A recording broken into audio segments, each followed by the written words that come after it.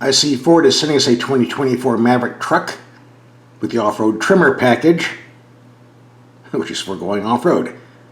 Let's take a look at the sticker price and see how much this baby is going to cost.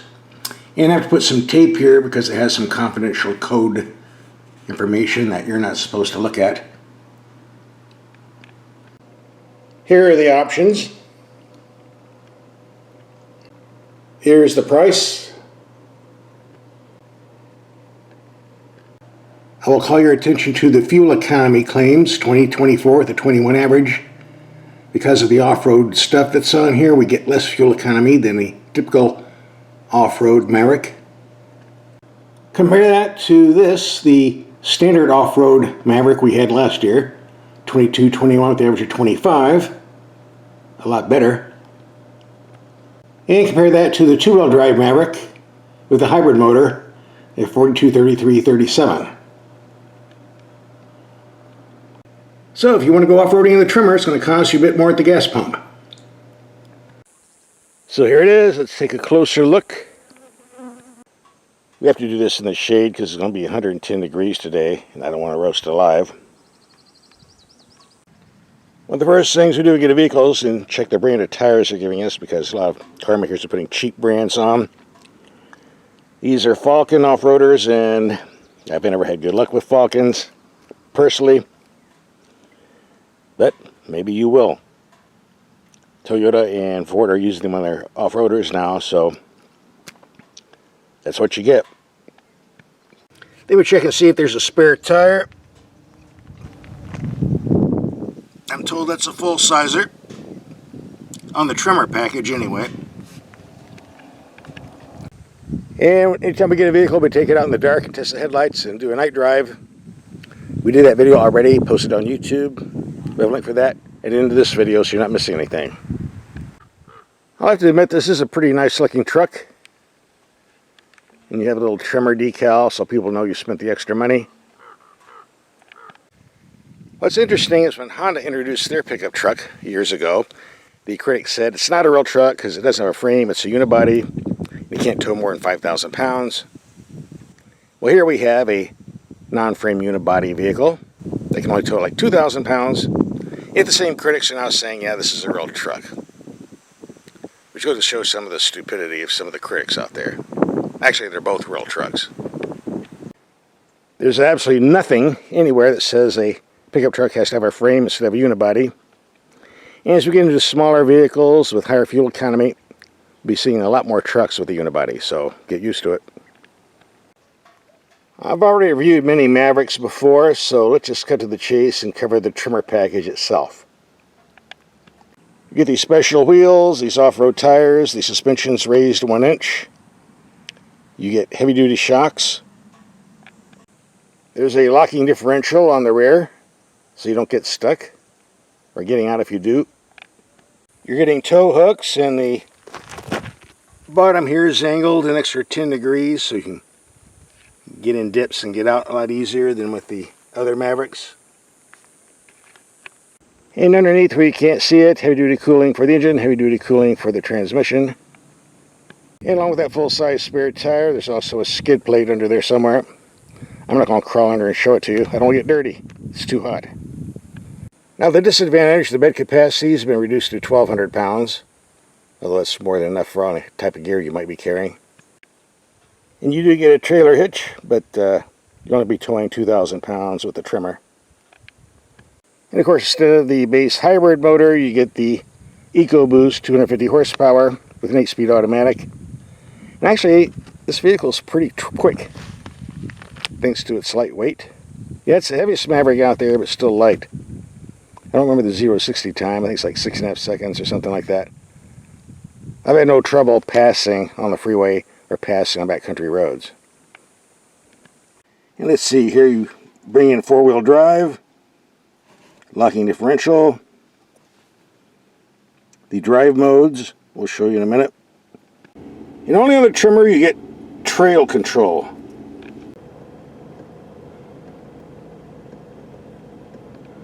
It's sort of like a cruise control. You set the speed and the vehicle takes over doing the braking, and, well, I haven't tried it yet. Kind of like the hill descent stuff, only you can do it on level ground as well. That's a whole different description. Might have to do a whole different video on that. And let's see, drive mode, sand, normal, tow haul, slippery, mud ruts. I really don't care for stuff like this. Just give me a good old locking differential. But I guess it works if you know how to use it. By the way, this is a very nice gauge cluster. The info screen is very, very dinky. And my one complaint right off the bat, no satellite radio at this price. In fact, I've been told there's no satellite radio regardless of what model you get. AM, FM, who listens to that? And Blue Ball stereo, Bluetooth video. That appears to be it. Very simple air conditioning controls, the way it should be. And contrary to a lot of the BS you're seeing on YouTube, the interior quality materials is actually pretty decent for something in this price class. I'm not complaining. And some will complain about the rotary shifter. Boo-hoo. What's wrong with it? Doesn't take up any room. I sure don't want a stick. Sticks are obsolete. They're all electronic anyway. They fail, they fail. One of the features you will find on a Ford Maverick is the antenna that's mounted on the roof, like so.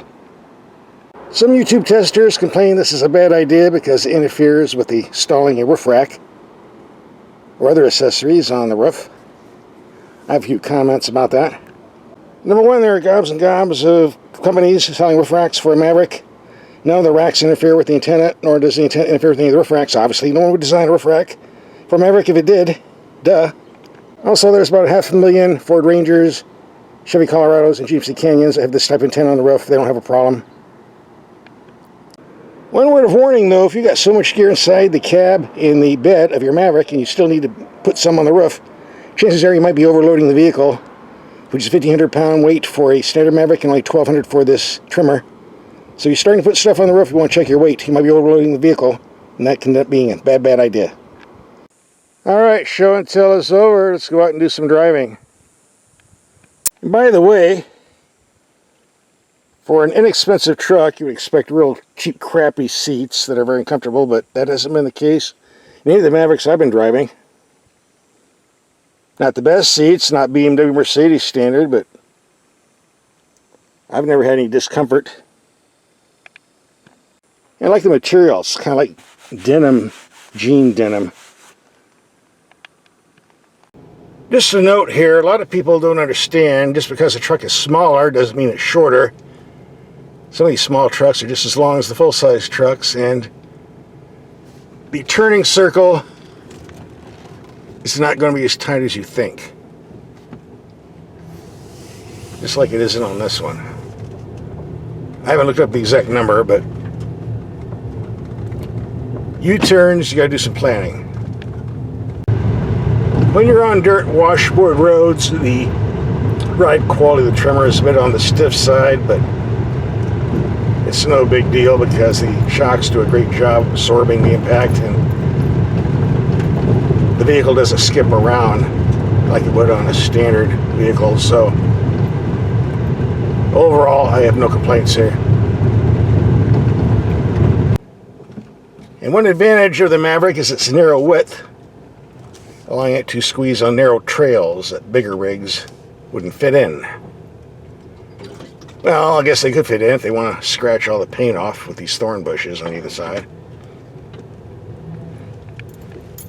One thing I've noticed, this vehicle does pretty good on these back trails, whether climbing or going down, in two-wheel drive. I've not had to use four-wheel drive yet,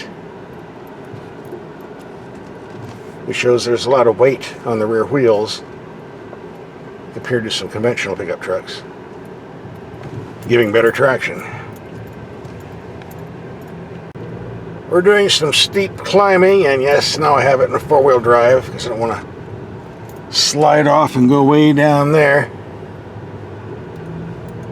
This little engine's pulling quite well. The turbocharger provides lots of torque. And again, this is not a heavy rig, so we're pulling less weight than the mid-size and full-size trucks, which is of course another advantage of the Maverick. I have noticed that the plastic cover over the gauge cluster rattles once you start driving on roads like this for a while. I know it's the cover because I put my thumb on it and then it stops rattling. Not really a big deal, and this vehicle's had a very, very hard life. Driven by many, many, many different people under different situations. So who knows what they did to it. So I don't think it's really something to worry about. Factory test vehicles like this are grossly abused, and by the time they get like 10,000 miles on them, they're often sent to the scrap pile.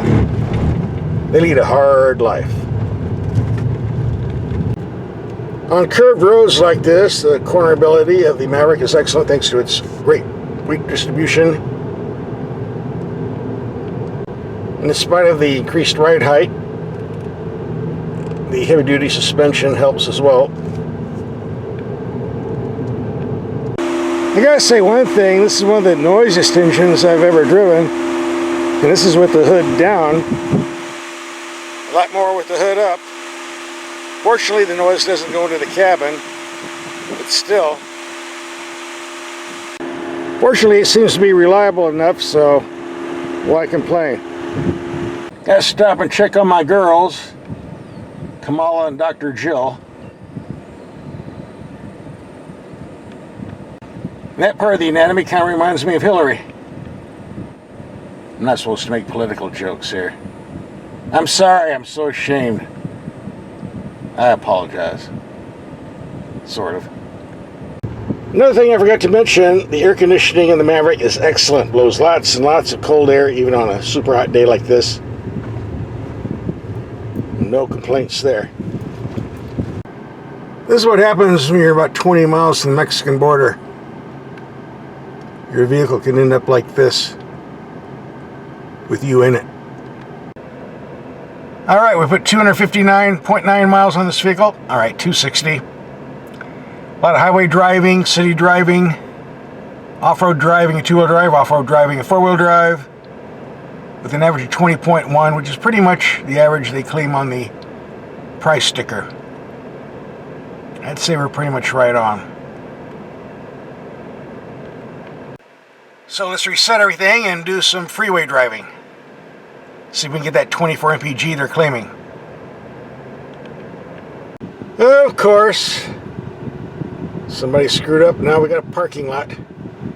Well, for what it's worth, I was getting 23.5 mpg before we had to stop because of this. Then we got a spy camera set up. Oh, it wasn't an accident. The Border Patrol just popped up a thing right in the middle of the freeway. It wasn't here this morning. You see, if you're one of the 10 million illegal aliens, you can just walk right across with no problem. But if you're an American, you have to stop and identify yourself. That's what it's come to nowadays. Getting past the checkpoints are easy. When they ask you who are you and where you're going, just go, Senor, no speak English. And just wave you through. Let's talk about price. The Maverick originally came out, it was supposed to sell for $20,000, actually $19,995, but they brought it up to $22,000. Now for 2024, prices have gone up. The base price has gone up to $26,315, which I figure to be around $4,000 plus. But wait, there's more. The 2.5 liter hybrid engine used to be standard.